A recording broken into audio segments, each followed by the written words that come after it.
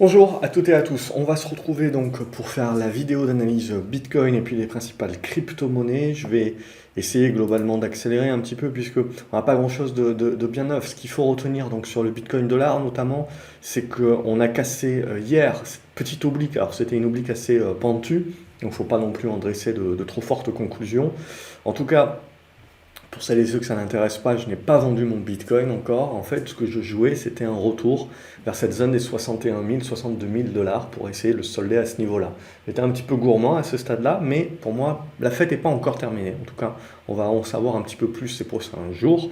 Ce qui m'intéresse ici, c'est qu'on a cassé un petit peu par le bas, donc on est en train de travailler cette zone de soutien aux alentours des 52 000, 53 000 dollars. Si on lâche, on aura cette zone aux alentours des 51 000 pour les fans de pastis, euh, voilà, qui sera le niveau de soutien. Si on commence à lâcher ça, on va recommencer à venir chercher certainement les 45 000, 42 000 dollars en soutien. Mais à ce stade-là, voilà, c'est toujours une tendance haussière de fond.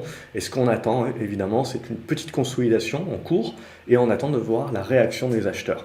Cette réaction des acheteurs, pour revenir, on va dire, euh, en mode relance haussière, rejouer la relance haussière, il faudra, on le voit, il y a une petite oblique ici qui est en train de se tracer petit à petit. Il faudra donc revenir au-dessous de ces 58 000, 59 000 dollars. Donc en gros, on est dans une certaine neutralisation à court terme d'une tendance qui demeure haussière à long terme. On se fera un petit peu de soucis, je serais tenté de dire, hein. On a un petit peu tout le monde, c'est-à-dire qu'on a JP Morgan, Merrill Lynch, je crois aussi, alors pas Merrill Lynch, non, mais je crois que c'est JP Morgan, ou je sais plus où, Goldman Sachs, etc., qui permettent le trading un petit peu sur Bitcoin maintenant aux clients. Euh, et on a Bank of America, Merrill Lynch, qui elle a été beaucoup plus en mode je sabre le Bitcoin. En même temps, voilà, pas grand-chose de bien neuf, évidemment. Ils sabrent sur des côtés fondamentaux, sur l'aspect spéculatif, bien entendu. Donc ils sont un peu plus prudents et en effet, là où il faut être un petit peu plus prudent, c'est si jamais du côté des trésoreries des différents grands gouvernements, on commence un petit peu à casser sur le Bitcoin.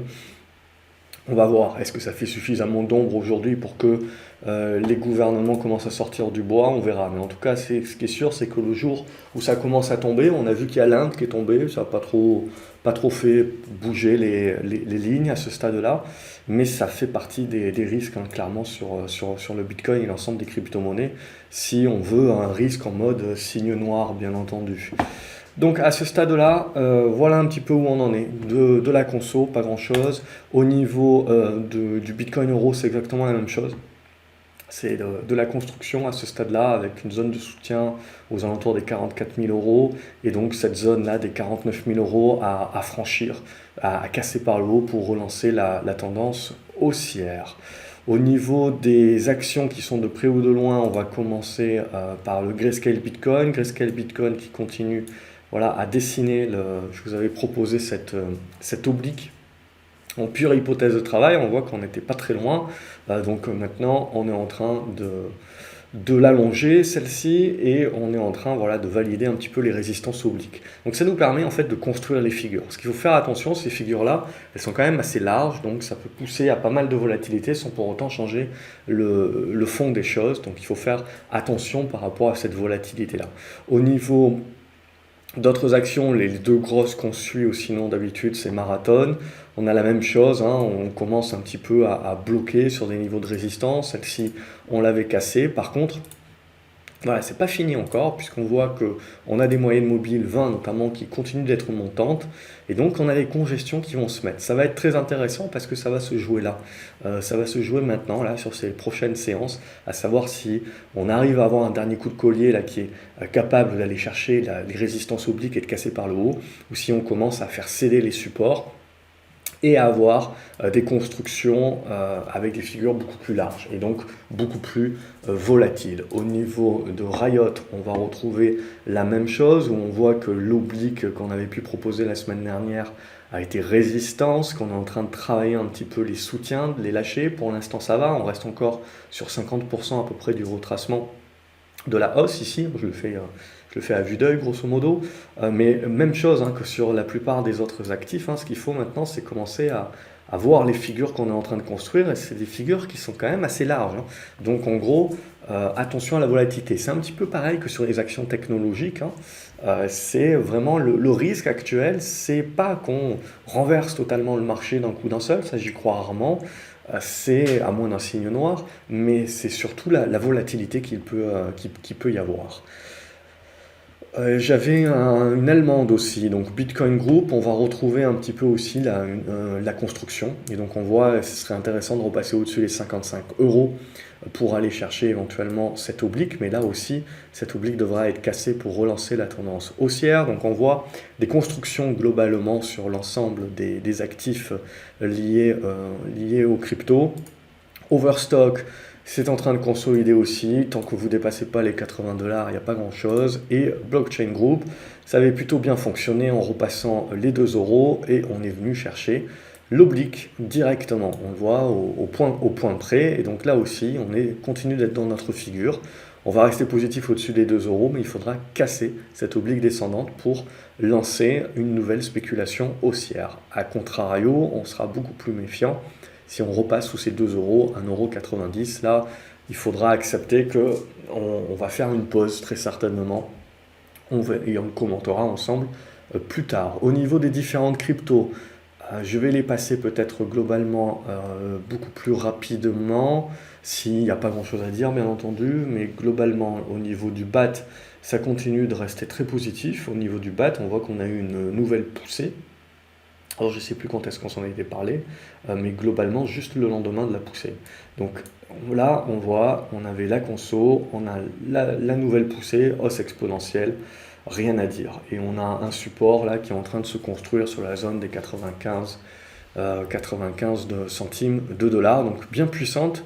Le BAT, donc on voit quand même il y a quelques cryptos qui poussent pas mal. Si on regarde le Bitcoin Cash, lui, il est un peu plus en deçà, et on voit c'est vraiment le dépassement. Alors déjà le dépassement des 550 $ et surtout le dépassement des 600 $ qui peut vous donner quelque chose.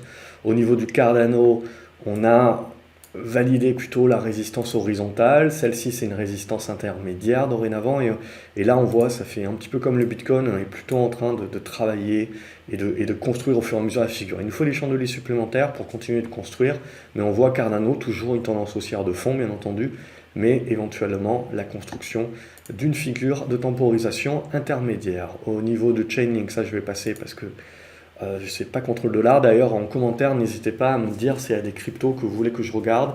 Alors j'utilise PRT, donc il faut qu'elle soit reconnue par ProRealTime. Je ne les ai pas toutes, malheureusement. Et puis j'essaye aussi de choisir celles contre le dollar directement, pas contre les cryptos versus crypto. Ça m'intéresse au moins à analyser.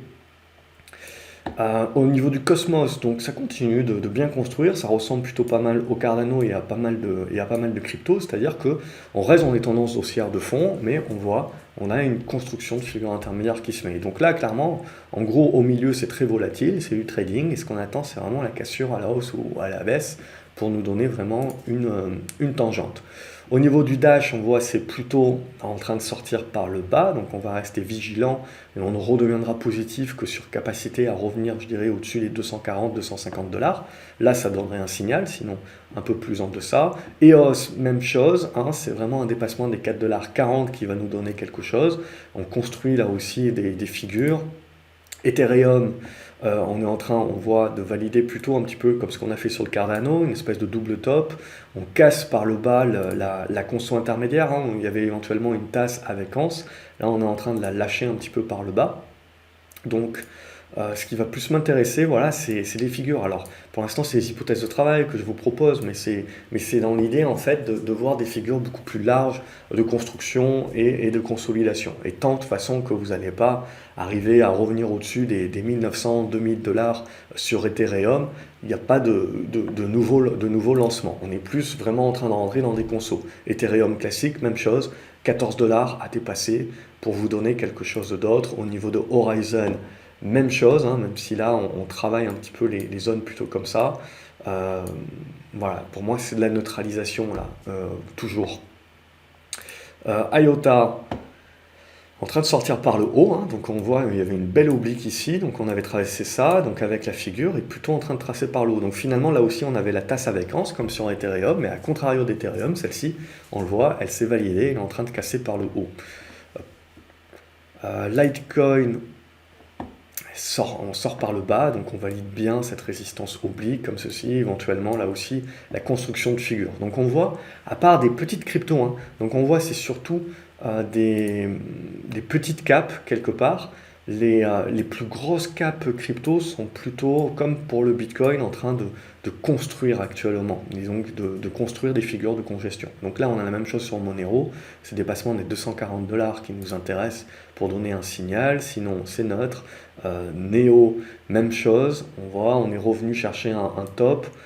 Alors, la plupart des cryptos ont fait ce que je pouvais espérer sur le Bitcoin, et le Bitcoin, voilà, ça s'est joué à 1000 $ près. Mais voilà, et Neo, donc on a la construction qui se met en place. Là aussi, c'est pas méchant, hein, je veux dire, tant qu'on ne va pas passer sous les 38-37, où là, ça commencera à devenir un peu plus compliqué, on reste dans la configuration et dans la congestion. Et donc, c'est le dépassement des 47-48 $ qui nous donne le signal d'achat.